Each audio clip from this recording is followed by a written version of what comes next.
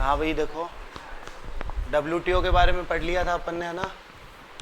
WTO के जो objectives होते हैं वो आपको बोला था 6-7 दे रखे, आपको याद करने थे, आसान से ही है। सबसे बड़ा तो यही है कि उसको फेयर और ट्रांसपेरेंट ट्रेड बढ़ाना है ना। और डिस्प्यूट सेटलमेंट का काम करता है। इस तरीके के कई ऑब्जेक्टिव थे जो हमने पढ़ लिए थे। उसके बाद WTO का स्ट्रक्चर भी आपको पढ़ाया था, यहाँ से क्वेश्चन आ सकता है, बोला था ना। इसमें सबसे ऊपर ही ऊपर सेक्रेटरीट होता है, वो जेनेवा में है। सेक्रेटरीट का जो सबसे बड़ा अधिकारी होता है वो डायरेक्टर जनरल होता है ना। और इसमें 3 लेयर्स पे डिसीजन मेकिंग की प्रोसेस होती है। सबसे ऊपर ही ऊपर मिनिस्ट्रियल कॉन्फ्रेंस होता है ना। मिनिस्ट्रियल कॉन्फ्रेंस के बाद जनरल काउंसिल होती है, उसके बाद आपका वो गुड सर्विस वाला आता है ना। तो ये आपको पढ़ना था अच्छी तरीके से, अब मैंने पढ़ भी लिया था। उसके बाद देखिए आज का जो अपना टॉपिक है वो है the guiding principles of WTO। WTO के गाइडिंग प्रिंसिपल्स मतलब WTO किन सिद्धांतों पे काम करता है।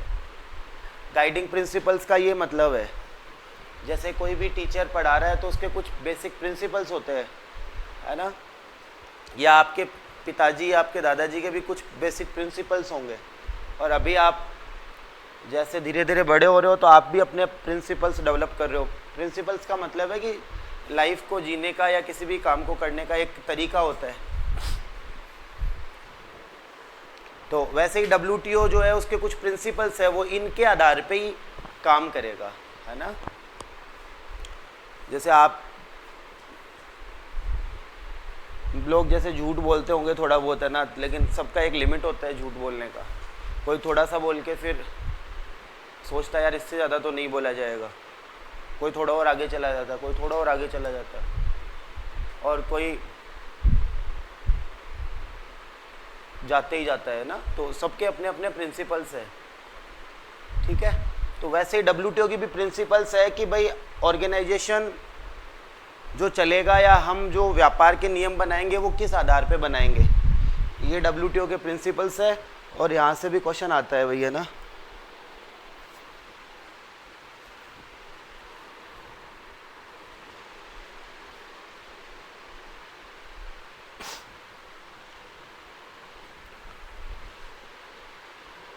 तो सबसे पहला इसका प्रिंसिपल है मोस्ट फेवर्ड नेशन,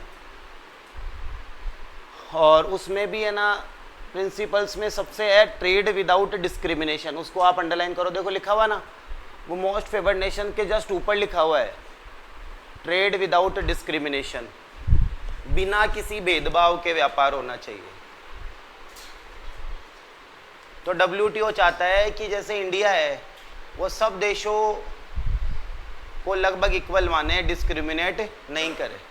जैसे किसी टीचर का भी प्रिंसिपल यही होना चाहिए कि भाई उसके लिए हर स्टूडेंट इक्वल होना चाहिए, चाहे वो किसी भी जाति का है, किसी भी धर्म का है, या कितना भी इंटेलिजेंट है या वीक है, उससे उसको फ़र्क नहीं पड़ना चाहिए। वैसा ही WTO भी क्या बोल रहा है, ट्रेड विदाउट डिस्क्रिमिनेशन। तो व्यापार बिना भेदभाव के होना चाहिए। तो ट्रेड विदाउट डिस्क्रिमिनेशन में एक तो MFN है, लेकिन अब देखो डिस्क्रिमिनेशन नहीं होना चाहिए, सही बात है, लेकिन फिर भी थोड़ा बहुत तो आप किसी को प्रेफर करोगे ही ना, ठीक है। अभी जैसे कोई कोचिंग वाले हैं, उनकी फीस सबके लिए इक्वल होनी चाहिए, लेकिन मान लो जो कोचिंग का मालिक है उसके रियली बुआ जी का लड़का ही पढ़ रहा है, तो वो फिर अपने बुआ जी को ही नहीं बोल सकता ना कि मैं तो सबसे बराबर लूँगा। अरे सही बात है या नहीं है। तो उसके साथ तो उसको कम या 0 पे करना ही पड़ेगा उसको, या ऐसे उसके मान लो चाचा का ही लड़का है, या और कोई भी मान सकते हैं जो एकदम रियल ब्लड रिलेशन वाला आदमी है। तो ऐसे ही है ना, ये व्यापार डिस्क्रिमिनेशन के बिना होना चाहिए। लेकिन कुछ देश आपस में एक दूसरे को प्रेफरेंस दे सकते हैं, लेकिन वो लिमिट की देंगे, है ना। तो मोस्ट फेवर्ड नेशन का एक कंसेप्ट है, वो क्या कंसेप्ट है, मोस्ट फेवर्ड नेशन का कंसेप्ट होता है जैसे कोई एक देश किसी दूसरे देश को प्रॉमिस करता है कि मैं आपके टैक्स कम लगाऊंगा, कंपैरेटिवली आपको ज़्यादा फेवर करूंगा।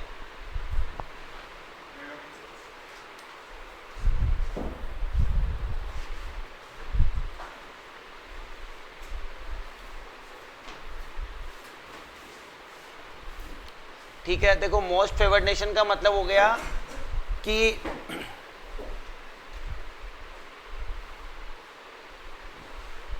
कोई एक देश, जैसे इंडिया वाले अमेरिका को मोस्ट फेवर्ड नेशन का अगर स्टेटस देते हैं तो इसका मतलब ये है कि इंडिया वाले अमेरिका को ये प्रॉमिस कर रहे हैं कि हम आपके कंपैरेटिवली दूसरों से कम लगाएंगे टैक्स।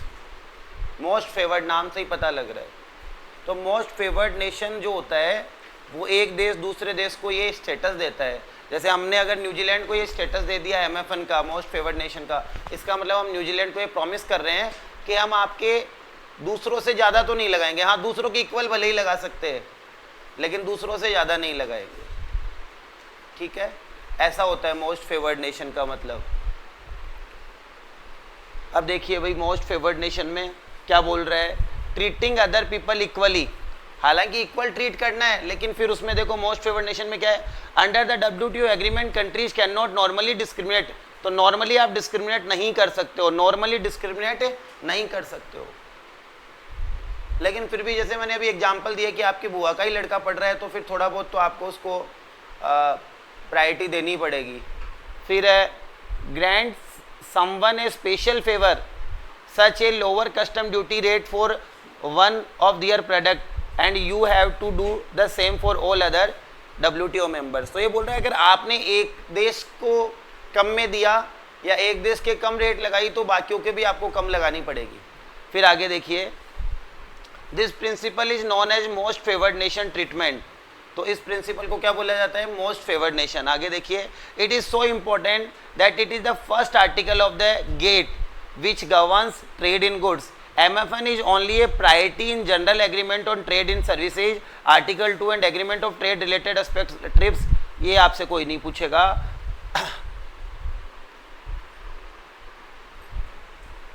देखो लिखा हुआ है ना, some exceptions are allowed। कुछ exceptions allowed होती है, उसको अंडरलाइन करो।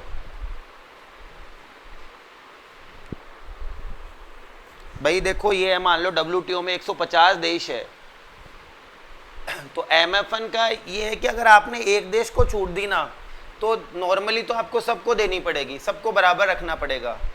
लेकिन कुछ एक्सेप्शंस इसमें अलाउड है। For example, countries can set up a free trade agreement that applies only to goods traded within the group. तो आपने जैसे 150 में से एक देश को छूट दी तो बाकियों को भी देनी पड़ेगी। लेकिन फिर भी कुछ एक्सेप्शंस है, जैसे आपने कुछ 3-4 देशों ने मिलकर नाफ्ता बना लिया या फ्री ट्रेड एरिया बना लिया तो फिर आप आपस में फ्री कर सकते हो। बाकी देश आपको नहीं बोल सकते हैं कि भाई आप हमारे भी फ्री करो। ठीक है, लेकिन ये इसके रूल्स हैं भाई, है ना, फ्री ट्रेड बनाने के भी, है ना। तो इसीलिए बोल रहा है कि सबको बराबर लेके चलना है। फिर आगे बोल रहा है discriminating against goods from outside और they can give developing country special access to their market on a. आगे वाले छोड़ दो आप लोग, है ना, आगे लास्ट वाली लाइन पे आइए, ये वाला।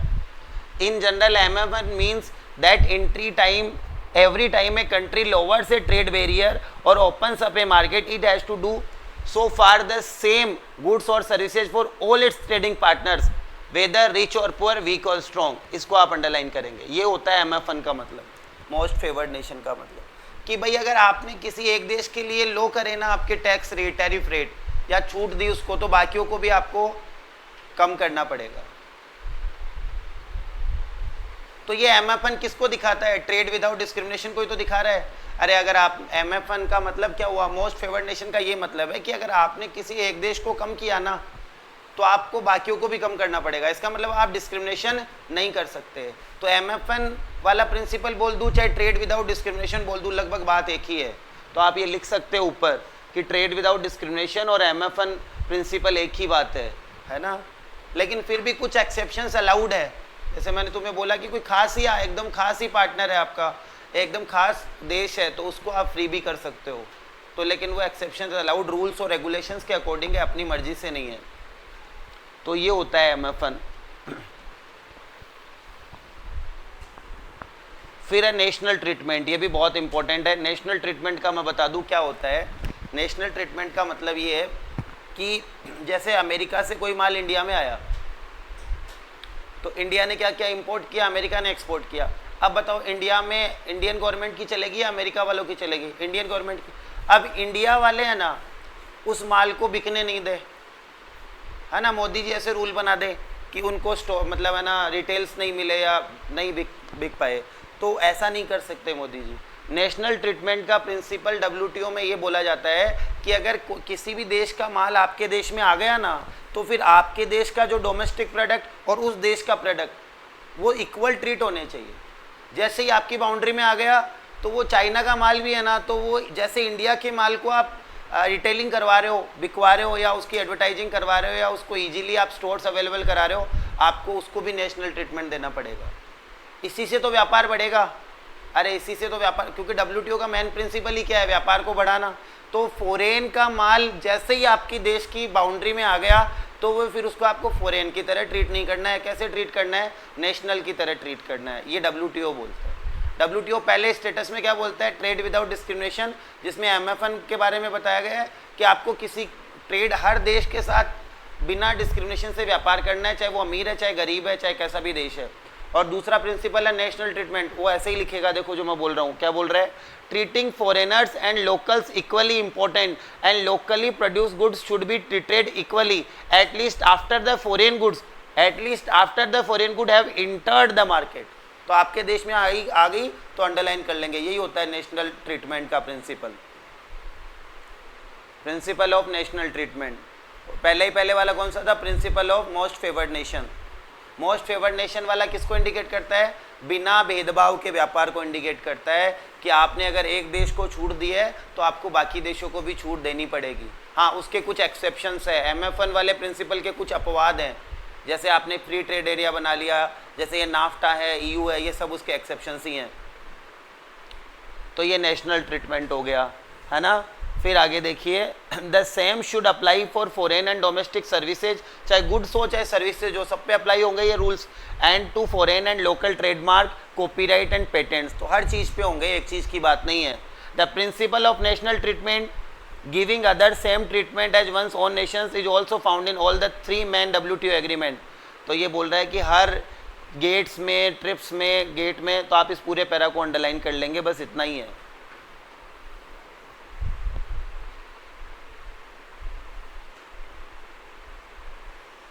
समझ आ गई होगी बात। नेशनल ट्रीटमेंट का यही मतलब है कि अगर आपने फॉरेनर्स का माल आपके देश में आ गया ना, तो उस माल को या उस प्रोडक्ट को या उस सर्विस को भी आपको अपने देश की सर्विस मान के ही मार्केट अवेलेबल करवाना है। क्योंकि अगर मान लो अब इंडिया का कोई माल अमेरिका में जाता है तो बिना अमेरिकन गवर्नमेंट की हेल्प के अपन बेस थोड़ी ना सकते हैं वहाँ पे, वहाँ तो उनकी चलेगी, सीधी सी बात है। लेकिन WTO अगर अमेरिका उसको बेचने नहीं देगा, या अमेरिका हेल्प नहीं करेगा, या अमेरिका उसको अपने देश के जैसा नहीं मानेगा, तो फिर WTO को बीच में आना चाहिए, क्योंकि WTO का प्रिंसिपल यही है कि नेशनल ट्रीटमेंट मिले फॉरेनर्स प्रोडक्ट्स को या सर्विसेज को। तो इतना ही है, आपको ज़्यादा डीप नहीं जाना है इसमें। फिर है freer trade gradually through negotiations, तो आपको ट्रेड को धीरे धीरे क्या करना है? फ्री। लेकिन कैसे करना है? ग्रेजुअली। ऐसे नहीं बटन दबा दिया, WTO ने सबको फ़ोन कर दिया कि कल से 0 टैक्स है, ऐसा नहीं होगा। धीरे धीरे, पहले 50% है, फिर 45 करो, 40 करो, 35 करो, 30 करो, ऐसे करना है, ठीक है।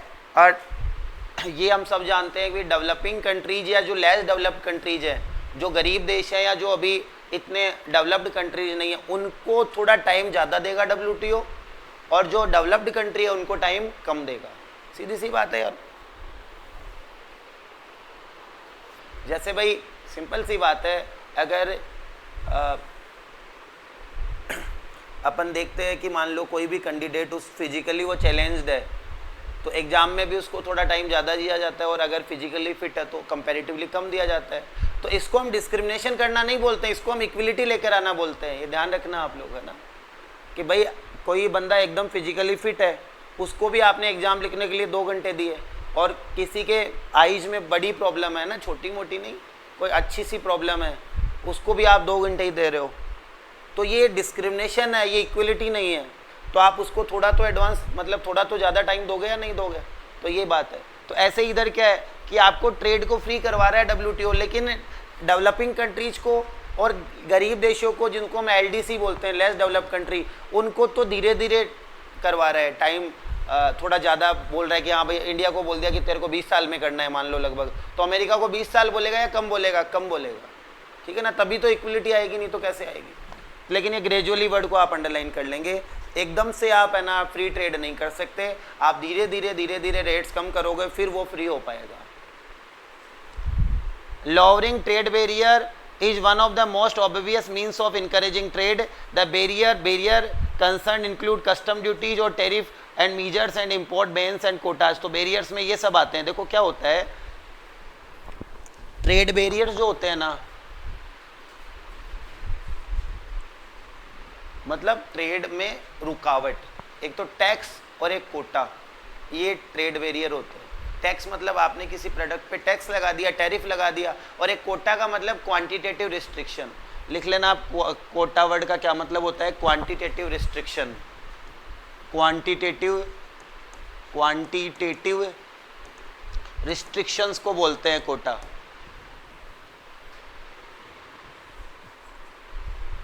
जैसे भाई आप ये बोल दो कि भी अमेरिका को ये बोल दो कि हम है ना 50 टन से ज़्यादा गेहूं आपसे इंपोर्ट नहीं करेंगे, तो ये क्वांटिटेटिव रिस्ट्रिक्शन है। तो आपने एक तरीके से उनको मना ही तो किया है, तो ये कोटा है। अब इस कोटा को भी रिड्यूस करने की कोशिश, हटाने की कोशिश करेगा WTO, या बढ़ाने की कोशिश करेगा, हटाने की, क्योंकि वो ट्रेड को क्या चाहता है, बढ़ाना चाहता है। ठीक है ना, ध्यान रखना। तो आप व्यापार या इंटरनेशनल ट्रेड को कोटा लगा के भी कम कर सकते हो, और है ना टैक्स लगा के भी कम कर सकते हो। इन दोनों ही चीज़ों को WTO क्या करना चाहता है, एलिमिनेट करना चाहता है, धीरे धीरे हटाना चाहता है। फिर आगे पढ़ने की ज़रूरत नहीं है, आप वहाँ हेडिंग ही सबसे इम्पोर्टेंट है इधर कि फ्रीयर ट्रेड, है ना, व्यापार फ्री हो, बिना टैक्स वाला हो, बिना टैरिफ वाला हो, और धीरे धीरे आपको उसको फ्री करना है। लास्ट वाला लास्ट वाला मतलब अगले वाला, प्रिडिक्टिबिलिटी थ्रू बाइंडिंग एंड ट्रांसपेरेंसी। तो व्यापार में प्रिडिक्टिबिलिटी होनी चाहिए। क्या कल भी पढ़ा था अपन ने, इसके मेन ऑब्जेक्टिव है, ये मेन प्रिंसिपल्स है WTO के।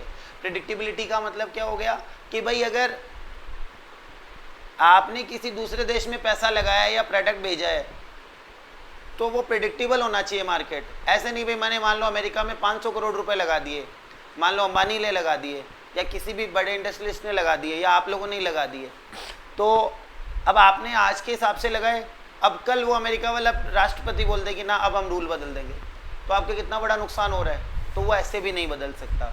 तो WTO बोलता है कि भाई आपके जो रूल्स और रेगुलेशंस है ना किसी भी देश के इंटरनल, वो प्रिडिक्टेबल होने चाहिए तो इन्वेस्टर को, ताकि बड़ा नुकसान नहीं हो, है ना। अब व्यापार में घाटा हो जाए वो बात अलग है। अब मैंने 500 करोड़ अमेरिका में लगाए, अब मेरे व्यापार की वजह से नुकसान हो गया, उसमें तो WTO कुछ नहीं करेगा।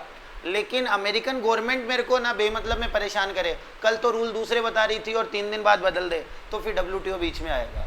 तो ये बोलना चाह रहा है कि प्रेडिक्टेबल होना चाहिए ट्रेड, है ना, ताकि किसी को धोखे में नहीं रखा जाए, है ना। ये है प्रिडिक्टेबिलिटी का मतलब, ये है through binding and transparency.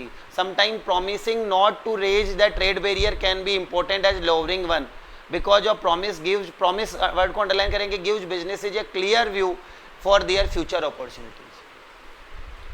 समझ गए बात को।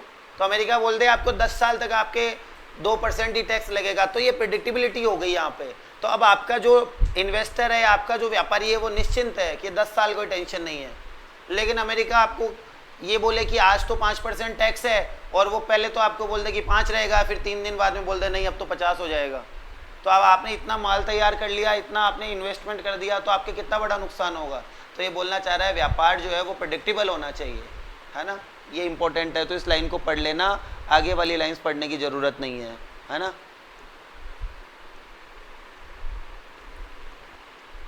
ठीक है, predictability through binding and transparency. Binding कैसे, उनको बाउंड कर रहे हो आप कि भाई आपको प्रिडिक्ट करना ही पड़ेगा, आपको रूल्स सिमिलर बनाने ही पड़ेंगे। और ये मैंने आपको पहले भी समझाया है, जिस देश में जितना सर्टेन पॉलिटिकल एनवायरनमेंट होगा उधर उतना ही इन्वेस्टमेंट आएगा। ठीक है ना। अभी अपने वाले जो रिजल्ट्स आए इलेक्शन के, तो उसमें जैसे मान लो मोदी जी को ठीक ठाक सीटें मिल गई है ना, जितना सोच रहे थे उतनी नहीं मिली, लेकिन ठीक ठाक मिल गई। तो इन्वेस्टमेंट ठीक ठाक अपने देश में हो रहा है या आ रहा है।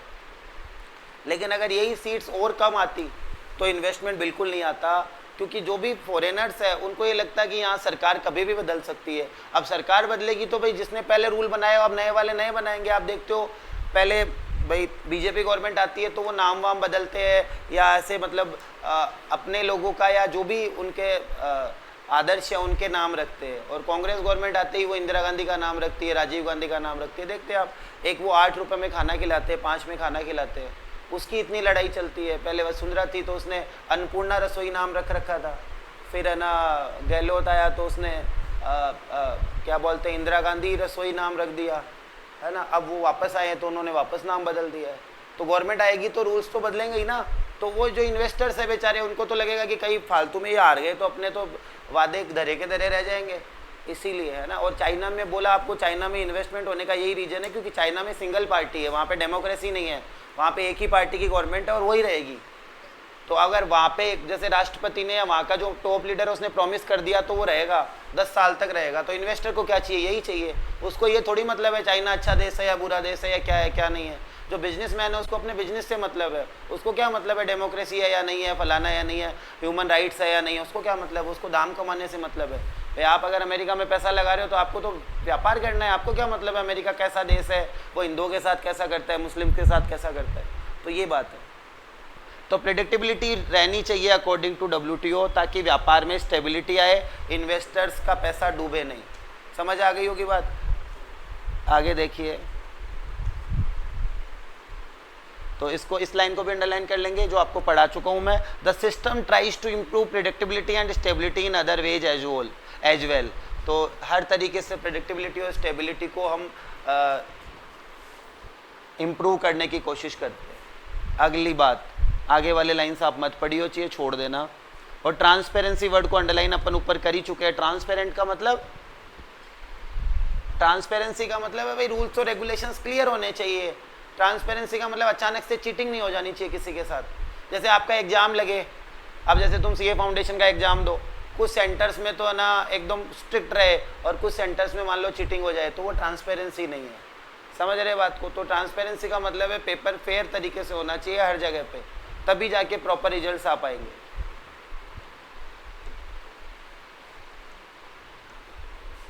तो WTO चाहता है कि ट्रांसपेरेंसी बनी रहे। ट्रांसपेरेंसी का हिंदी मतलब होता है पारदर्शिता, और पारदर्शिता का मतलब होता है नो चीटिंग, है ना, चीटिंग नहीं हो, सीधी सी बात भाषा में बात करूँ तो। फिर आगे प्रमोटिंग द फेयर कंपटीशन। तो WTO कंपटीशन बढ़ाने की कोशिश करेगा या कम करने की कोशिश करेगा? अरे भाई व्यापार बढ़ाना चाह रहा है तो मोर, जितना ज़्यादा व्यापार होगा कंपटीशन भी उतना ही ज़्यादा करना चाह रहा है। और आपको ये पता ही है कि कंपटीशन जितना ज़्यादा होगा कस्टमर्स के लिए उतना ही अच्छा है, सिंपल सी बात है। तो कंपटीशन को बढ़ाएगा या कम करेगा? बढ़ाएगा। मोनोपोली को ख़त्म करेगा या बढ़ाएगा? ख़त्म करेगा। ये आपने उस चौथे चैप्टर में भी पढ़ा होगा कि कोई भी गवर्नमेंट मोनोपोली को हटाने की कोशिश करती है, ना कि लाने की कोशिश करती है ना। आपके उस चौथे चैप्टर में ना रीजन्स और मोनोपोली क्यों राइज हो जाती है, मोनोपोली के बारे में काफ़ी सारा नॉलेज है उधर। तो ज़्यादा बेटर मोनोपोली रहेगी या परफेक्ट कंपटीशन रहेगा? परफेक्ट कंपटीशन रहेगा, सिंपल सी बात है। क्योंकि मोनोपोली के ख़राब होने का रीज़न, सबसे बड़ा रीज़न ये नहीं है कि वो ज़्यादा प्रॉफिट कमाता है, कस्टमर को लूटता है, ये रीज़न नहीं है। मोनोपोली इसलिए ख़राब है क्योंकि वो वेस्टेज करते हैं। और आप इकोनॉमिक्स का बेसिक सबसे पहले चैप्टर में आपने बार बार पढ़ा होगा कि इकोनॉमिक्स में सबसे पहले ही पढ़ाया जाता है स्केर्स होते हैं आपके रिसोर्सेज, है ना, और wants are unlimited and resources are scarce या लिमिटेड, है या नहीं है। तो अगर मोनोपोली वाला बंदा रिसोर्सेज को वेस्ट करेगा तो पूरी दुनिया को नुकसान है। अगर आपसे कोई पूछ लेना कि मोनोपोली खराब है या बेकार है, उसका प्राइमरी रीजन क्या है, तो ऐसा बिल्कुल नहीं है कि कस्टमर को वो लूटता है, ये प्राइमरी रीजन नहीं है। कस्टमर को लूटा तो एक दो कस्टमर के नुकसान हुआ, सबके थोड़ी ना हुआ। लेकिन मेन प्राइमरी रीजन ये है कि उसने स्केर्स रिसोर्सेज को वेस्ट किया है। कंपटीशन जितना ज़्यादा होता है आप उतनी इफिशियंसी से काम करते हो, कंपटीशन जितना कम होता है आप उतनी ही इनएफिशिएंसी से काम करते हो। और इनएफिशिएंसी मतलब वेस्टेज, तो मोनोपोली का मतलब होता है वेस्टेज हो गया आपके रिसोर्सेज। तो ये सबसे बड़ा उसका नुकसान है। आगे देखो, प्रमोशन और प्रमोटिंग फेयर कंपटीशन, तो कंपटीशन बढ़ाएगा, इसमें भी आपको कुछ अंदर से पढ़ने की ज़रूरत नहीं है ना। लेकिन ये जो आपके उसकी हेडिंग्स है ना, ये 10-10 बार पढ़ लेना ताकि दिमाग में छप जाए कि हाँ ये है WTO, इसका मेन काम ये है। फिर है encouraging development and economic reforms. तो रिफॉर्म मतलब सुधार, रिफॉर्म्स का मतलब होता है सुधार। तो WTO जो है ना डेवलपमेंट और इकोनॉमिक सुधार, आर्थिक सुधारों की तरफ वो इनकरेज करता है। धीरे धीरे इकोनॉमिकल रिफॉर्म्स आने चाहिए, है ना। इसमें भी आपको अंदर पढ़ने की ज़रूरत नहीं है। कौन कौन से रिफॉर्म चाहिए? डेवलपमेंट चाहता है एक तो, और एक इकोनॉमिक रिफॉर्म्स मतलब सुधार चाहता है कंपैरेटिवली। फिर आगे WTO एग्रीमेंट्स पे आ जाओ आप लोग। तो WTO के गाइडिंग प्रिंसिपल्स को मैं फिर तुम्हें बोल के बता देता हूँ, और अंदर ज़्यादा डीप जाने की कहीं हमें कोई ज़रूरत नहीं है। अगर हम ऊपर से समझ रहे हैं ना तो यहीं से क्वेश्चन बनेगा, the guiding principles of WTO। एक तो MFN वाला प्रिंसिपल है, या इसको प्रिंसिपल को दूसरा क्या नाम बोल सकते हैं? Trade without discrimination. इसके कुछ एक्सेप्शंस भी हैं, जैसे आपने फ्री ट्रेड एरिया बना लिया, कस्टम यूनियन बना लिया, कॉमन मार्केट बना लिया, या इकोनॉमिक एंड मॉनेटरी यूनियन बना लिया, वो इसके एक्सेप्शंस हैं। और MFN क्या बोलता है कि अगर आपने एक देश के ट्रेड बैरियर्स कम किए, टैक्स कम किए, तो बाकी जितने भी WTO मेंबर्स हैं आपको इक्वल उनको ट्रीट करना पड़ेगा, उनके भी कम करने पड़ेंगे। ये MFN का स्टेटस है। उसके बाद उसके बाद MFN के बाद नेशनल ट्रीटमेंट वाला भी इम्पोर्टेंट है, लेकिन आप इजी सही है कि कोई भी फॉरेन का प्रोडक्ट आपके देश की बाउंड्री में आ गया तो आपको उसको अपना देश का प्रोडक्ट समझ के ही मार्केट वगैरह अवेलेबल करवाने हैं, चीट नहीं करना उसके साथ, है ना। सिंपल सी बात है, नहीं तो वो बेचारे क्यों आपके देश में प्रोडक्ट भेजेंगे। हाँ,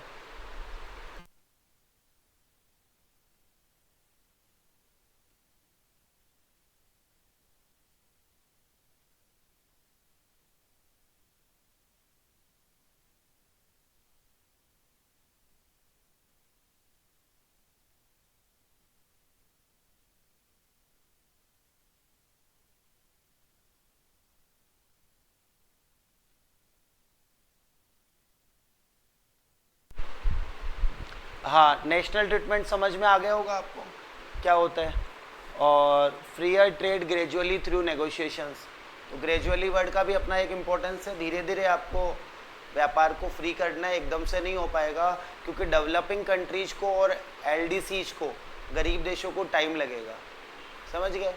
अभी मैं आपको बोलूँ भाई कल तुम लोगों को 10,000 रुपये लेकर आने हैं, तो आप में से कुछ के पेरेंट्स सक्षम होंगे लेके आने, मतलब ऐसे ही कि मेरे लिए नहीं कि भाई अपन घूम के आएंगे, ऐसा कोई प्लान बनाए। तो कुछ के पेरेंट्स तो सक्षम होंगे तो आप तुरंत कर सकते हैं, लेकिन कुछ के पेरेंट्स नहीं होंगे, है ना, तो उनको टाइम लग सकता है।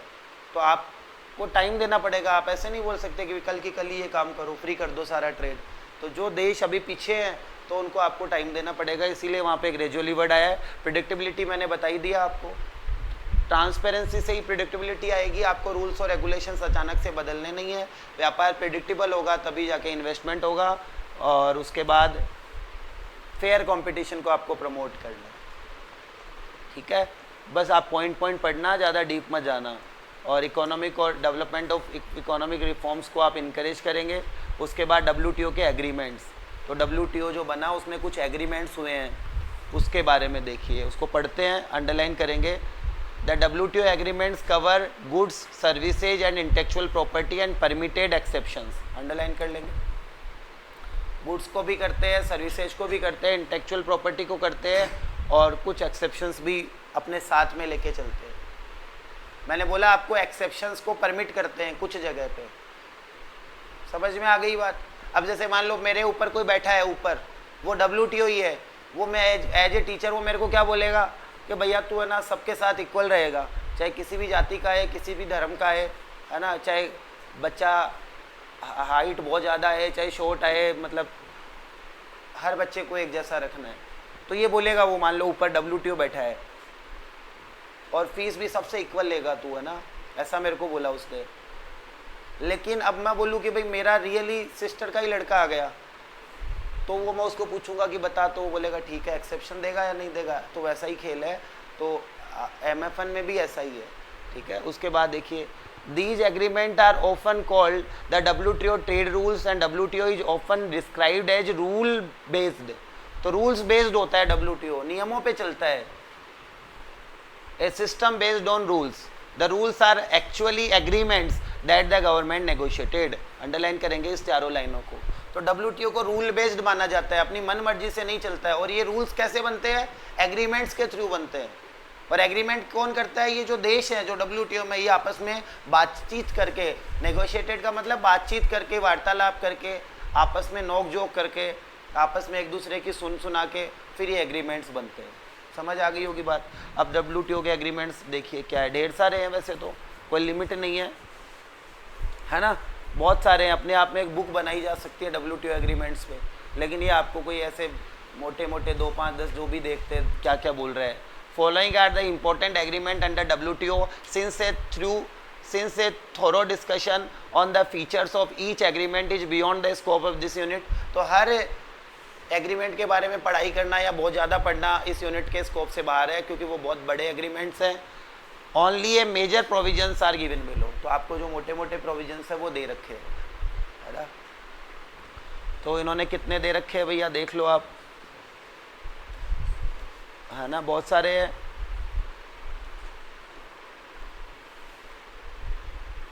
तो ये एग्रीमेंट्स है, देखो क्या क्या एग्रीमेंट्स हैं, इनमें अपन मोटा मोटी पढ़ लेते हैं। सबसे पहला है एग्रीमेंट ऑन एग्रीकल्चर, जिसको हम शॉर्ट में बोलते हैं AOA। लिख लो आप लोग नाम, पहला ही पहला एग्रीमेंट ऑन एग्रीकल्चर, है ना। आपकी बुक में कोई बहुत अच्छे से बताया हुआ नहीं है ना, कि ये क्या है, इसके क्या रूल्स है, बस नाम लिख के उसमें छोड़ दिया। क्योंकि अभी इस बुक में धीरे धीरे साल 2 साल 3 साल में थोड़ा सा और इम्प्रूवमेंट आएगा।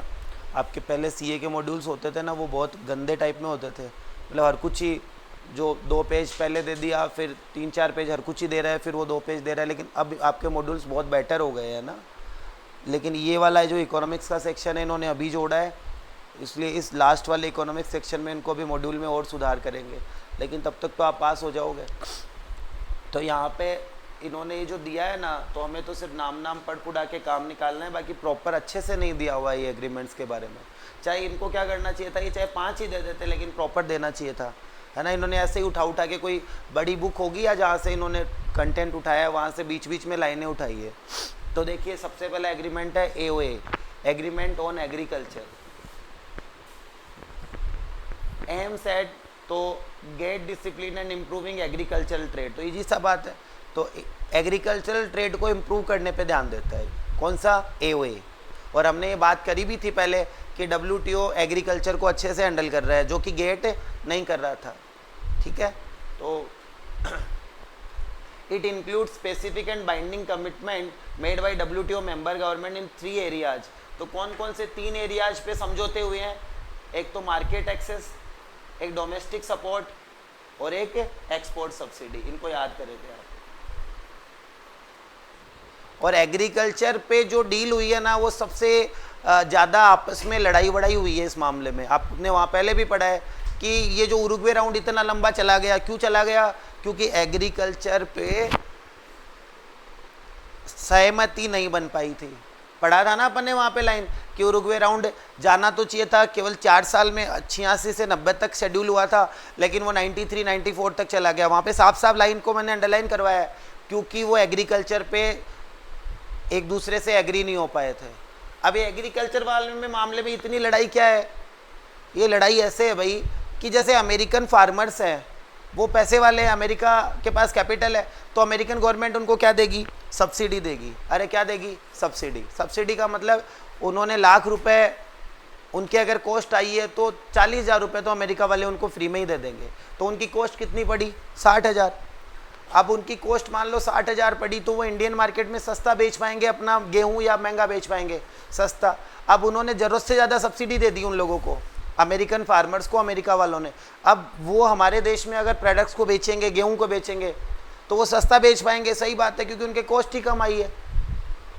तो हमारे वाले फार्मर्स हैं, उनको इंडियन गवर्नमेंट इतना सब्सिडी दे नहीं पा रही है, तो अब वो अगर सस्ता बेचेंगे तो हमारा गेहूँ मार्केट में बिकेगा या उनका बिकेगा? तो हमारे वाले फार्मर्स तो बर्बाद हो जाएंगे। अरे सही बात है या नहीं? तो इसीलिए सब्सिडी के ऊपर भी WTO ने रूल्स बना रखे हैं कि बेटा तू इससे ज़्यादा सब्सिडी नहीं दे सकता, कोई भी देश है। समझ में आ रही है क्या बात? अब मान लो अमेरिका तो 100% दे दे सब्सिडी उनको, है ना, तो यहाँ इसका मतलब अमेरिकन फार्मर्स के लिए तो वो 0 रुपये का पड़ गया वो गेहूँ। तो वो चाहे सस्ते में भी बेचे तो उनके तो फ़ायदा ही है इंडियन मार्केट में। तो इससे इंडिया का मार्केट बर्बाद हो सकता है या नहीं हो सकता? तो WTO ने बोला कि हाँ भाई आप व्यापार करो, इंडिया में गेहूँ बेचो, कोई मनाही नहीं है, लेकिन आप इतनी ज़्यादा सब्सिडी नहीं दे सकते। समझ में आ गई होगी बात? तो इसीलिए उन्होंने लिखा है ना डोमेस्टिक सपोर्ट। डोमेस्टिक सपोर्ट का मतलब होता है वो सब्सिडी होती है, एक्सपोर्ट पे भी सब्सिडी दी जाती है, डोमेस्टिक सपोर्ट। जैसे अब मान लो मैं कोई एक्सपोर्ट से रिलेटेड माल बनाता हूँ ना, तो इंडियन गवर्नमेंट मुझे सब्सिडी देगी। क्यों देगी? क्योंकि भाई मैं इंडिया का फ़ायदा कर रहा हूँ, मैं बाहर माल भेजूंगा, डॉलर्स में पैसा कमाऊंगा, तो इंडिया को फ़ायदा होगा या नुकसान होगा? फ़ायदा होगा। तो एक तो एग्रीकल्चरल प्रोडक्ट्स पे सब्सिडी दी जाती है, एक है ना एक्सपोर्ट वाली चीज़ों पे सब्सिडी दी जाती है। समझ रहे बात को? लेकिन ये सब्सिडी इस पे भी रूल्स बनाएगा या नहीं बनाएगा? WTO बनाएगा, क्योंकि ज़रूरत से ज़्यादा सब्सिडी भी आपको नहीं देने देगा वो। समझ गए होंगे बात? और किस पे रूल्स है? मार्केट एक्सेस पे। मार्केट एक्सेस मतलब अमेरिका का कोई गेहूँ यहाँ आ गया तो फिर इंडियन गवर्नमेंट बोले कि इसको बिकने नहीं देंगे, थोड़े दिन तो इसको वहीं रखो, जो गोदाम वोदाम होते हैं ना, जो कस्टम हाउसेज होते हैं, वहीं रखो। तो मार्केट एक्सेस मतलब मार्केट में आने की अनुमति, तो उस पर भी रूल्स बनाएगा WTO ना। इंडिया वालों को बोलेगा नहीं भैया आप वहाँ नहीं रख सकते, आपको जो आपके गेहूँ जहाँ बिक रहे हैं ना वहीं इसको भी रखना पड़ेगा, है ना। एग्रीकल्चर में एक मार्केट एक्सेस पे रूल है, और एक क्या domestic support and export subsidy. तो इन तीनों एरियाज को आप अंडरलाइन कर लेंगे। AOA में ये बताया गया है ना। इनको तीनों को बाहर नाम भी बाहर निकाल के लिख लेना। और एग्रीकल्चर पे सबसे ज़्यादा कंट्रोवर्सी हुई थी, सबसे ज़्यादा लड़ाइयाँ हुई थी, और सबसे ज़्यादा टाइम लगा था एग्रीकल्चर वाले मामले में एग्रीमेंट होने में।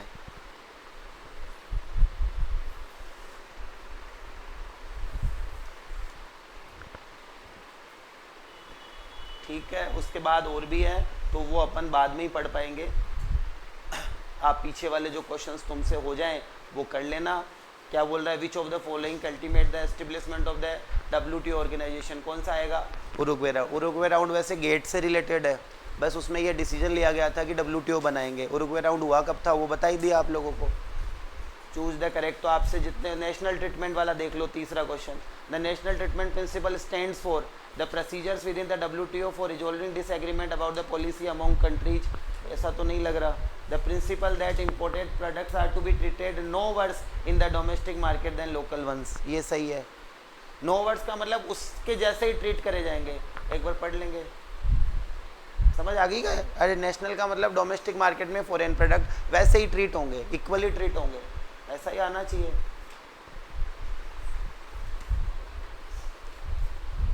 The principle that imported goods का आएगा या एक्सपोर्टेड का आएगा? इम्पोर्टेड। भाई हमारे लिए बना है ना, जो देश इंपोर्ट कर रहा है उसके लिए बनाया गया नेशनल ट्रीटमेंट, एक्सपोर्ट वाले के लिए नहीं बनाया गया। ठीक है, आप एक बार देख लेना। बाउंड टैरिफ भी मैं बता दूंगा आपको क्या होता है अगली क्लास में। आधे घंटे का मामला हो रहा है, आधे घंटे में ये यूनिट आपका पूरा हो जाएगा।